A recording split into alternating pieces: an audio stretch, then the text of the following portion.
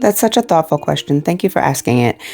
It may mean placement with one of our existing families doesn't happen, and that's okay. The most important thing is that she's matched with the right people who understand their own boundaries and limitations. Identifying her deafness early doesn't create any problems at all. What it gives us is information. It tells us how to connect with her in the most natural way possible. The truth is, dogs don't rely on verbal communication the way people do. They've simply adapted to respond to us. By nature, dogs communicate through body language, eye contact, energy, and touch. That's their first language.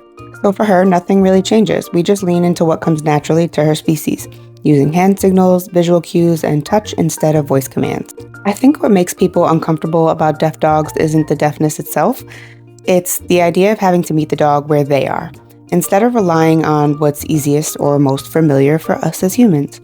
There was actually a study done on this that showed that human over-reliance on speech leads to miscommunication with dogs. I believe it was Horowitz. I'll find the link and attach it in the comments.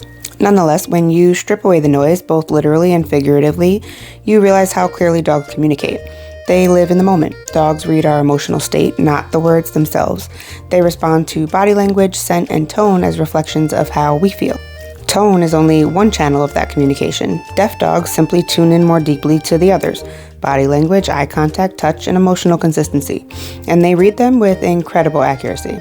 And when we train that way, with presence, structure, and calm communication, it works for every dog, hearing or not. Having all of this information personally has shaped my opinion, right? There's absolutely nothing wrong with a deaf dog. The only real limitation comes from the person who isn't willing to learn a new way to listen.